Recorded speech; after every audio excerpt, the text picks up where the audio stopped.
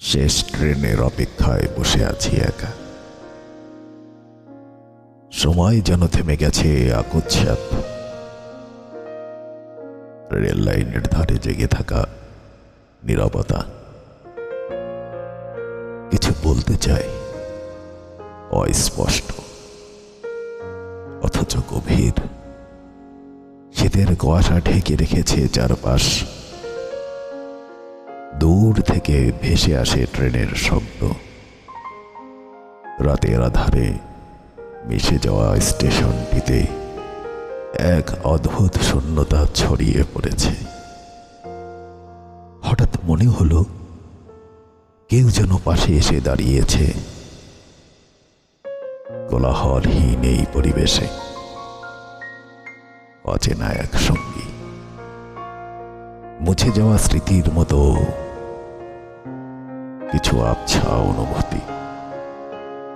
চোখ তুলে তাকালাম, পাশের সিট ফাঁকা পড়ে আছে।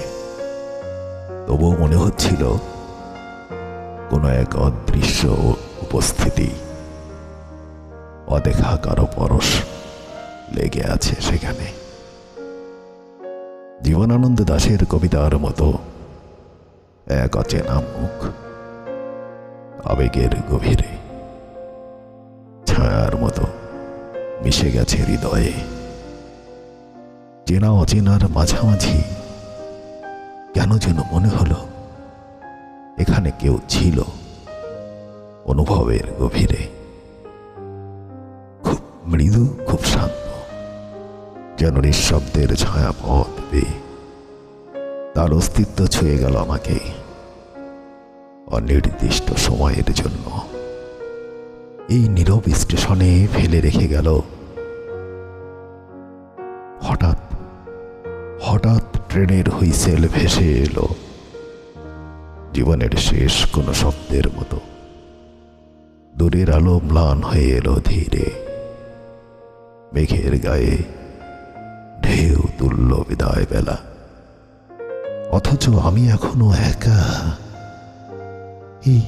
এই শান্তাহার জংশনে বসে আছি, এক অদৃশ্য ভালোবাসার স্মৃতি আর এক অনামা সঙ্গী নিয়ে, যার উপস্থিতি হয়তো নেই, তবুও যেন ছায়ার মতো বয়ে চলে।